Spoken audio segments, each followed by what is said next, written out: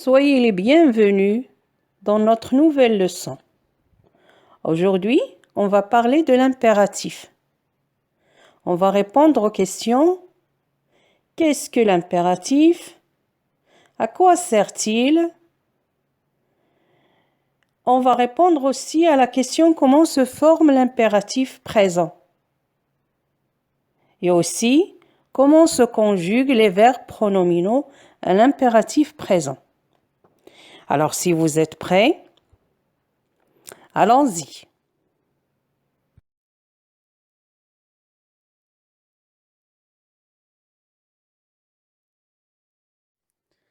Alors, qu'est-ce que l'impératif? L'impératif est un mode de conjugaison comme l'indicatif, le conditionnel, le subjonctif, le participe, l'infinitif et le gérondif. Les verbes se conjuguent à l'impératif en deux temps seulement: le présent de l'impératif et le passé de l'impératif.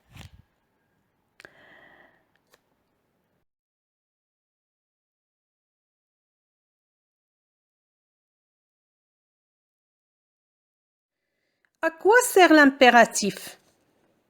Ou pourquoi et dans quel but on utilise l'impératif? L'impératif s'utilise pour donner un ordre. Exemple, révise tes leçons. La phrase peut se terminer par un point d'exclamation, comme il peut se terminer par un simple point. Le point d'exclamation ici sert à renforcer l'ordre donné. Pour aussi, on utilise l'impératif pour donner un conseil. Exemple, prends ton parapluie, il va pleuvoir. La phrase se termine par un simple point parce que c'est un conseil, ce n'est pas un ordre. On peut aussi formuler une interdiction avec un verbe conjugué à l'impératif. Exemple, ne bouge pas. Comme vous le voyez, le verbe est encadré par les mots de négation ne et pas. Dans l'ordre et le conseil, on commence par le verbe directement. Mais dans l'interdiction, on commence toujours par ne. Ensuite, le verbe, puis le deuxième mot de négation. Pas ou plus ou rien.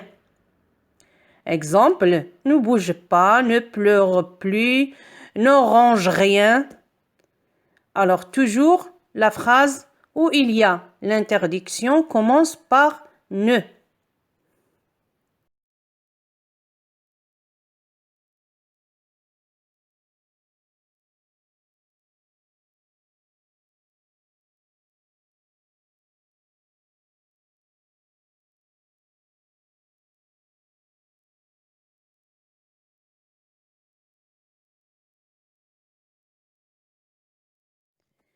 Comment former l'impératif présent?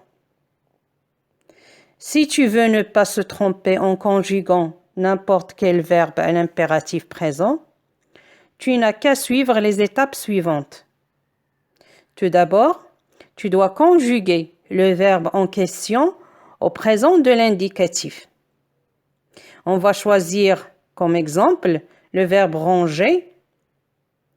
Tu vas dire je range, tu ranges, il range, elle range, nous rangeons, vous rangez, il range, elle range. Puis, tu passes à la deuxième étape. Tu prends seulement 3 personnes. Pourquoi 3 personnes? Parce que l'impératif ne se conjugue qu'avec tu, nous et vous. Alors, tu prends, tu ranges, nous rangeons, vous rangez. Dans la troisième étape, tu supprimes les pronoms tu, nous et vous. Pourquoi? Parce que le sujet n'est pas exprimé dans l'impératif. La phrase impérative commence directement par le verbe. Alors tu vas dire range, rangeant, ranger. Et voilà, tu as obtenu le verbe ranger conjugué à l'impératif. Fais attention.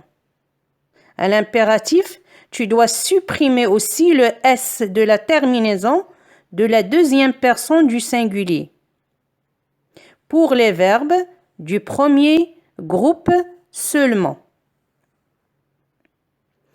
Alors, tu as obtenu quoi?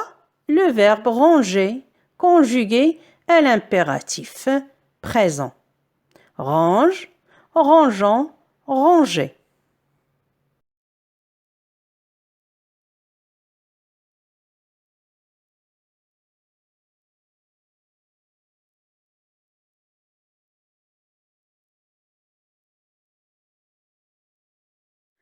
Dans le tableau suivant, vous allez trouver les terminaisons que prennent les verbes du premier groupe, deuxième groupe et troisième groupe.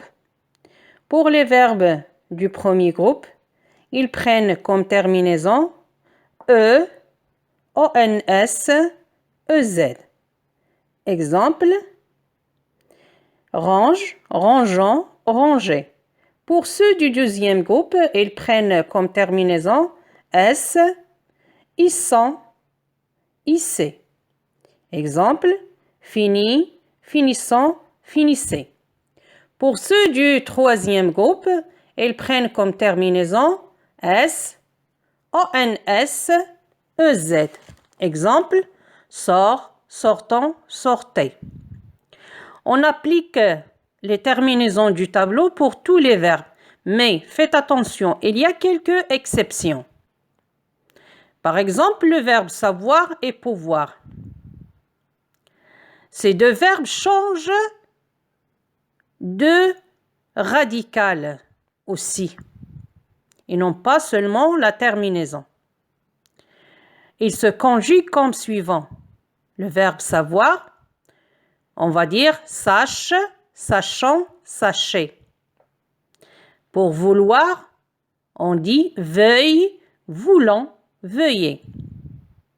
Aussi pour les verbes être et avoir, ils se conjuguent comme suivant.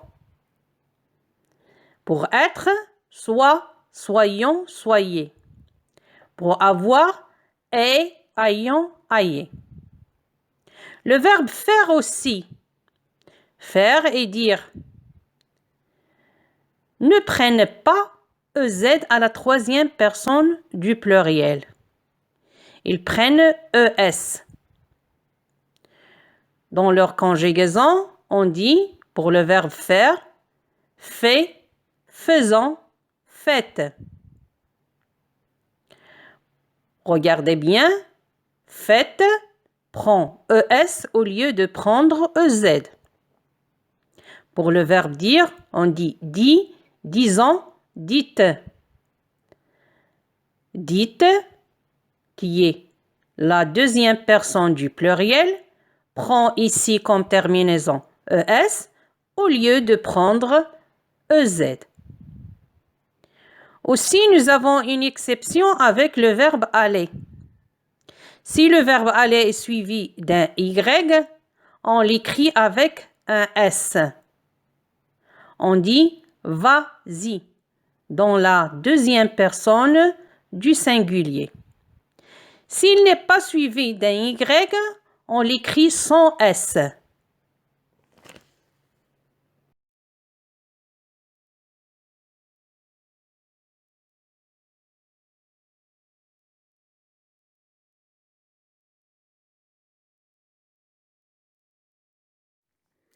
Maintenant, on va voir comment se conjuguent les verbes pronominaux à l'impératif présent. Tout d'abord, il faut savoir qu'un verbe pronominal commence toujours par le pronom réfléchi se. Exemple, se lever, s'amuser. À l'impératif, le pronom réfléchi se place après le verbe et devient, pour la deuxième personne du singulier, toi. Exemple, lève-toi, amuse-toi. Ici, le verbe est séparé du pronom avec un trait d'union. Pour la première personne du pluriel, le pronom réfléchi devient nous. Exemple, levons-nous, amusons-nous. Pour la deuxième personne du pluriel, le pronom réfléchi se devient vous. Exemple, levez-vous, amusez-vous. Et toujours le verbe est séparé du pronom avec un trait d'union. À côté, vous allez trouver d'autres exemples, comme le verbe s'arrêter et le verbe se souvenir. Le verbe s'arrêter se conjugue comme suivant: arrête-toi, arrêtons-nous, arrêtez-vous. Le verbe se souvenir: souviens-toi, souvenons-nous, souvenez-vous. Alors passons maintenant aux exercices d'application.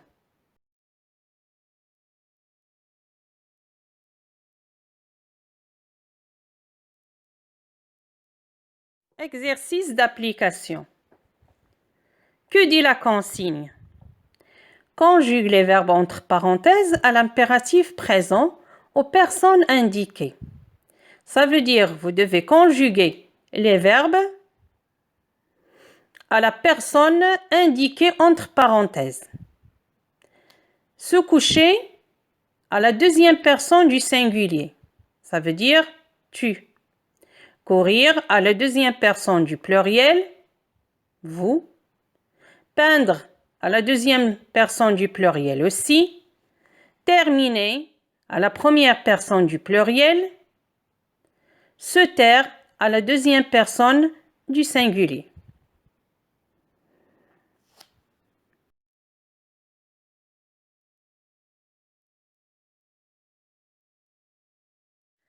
Merci pour votre attention. Au revoir dans une autre leçon, Inch'Allah.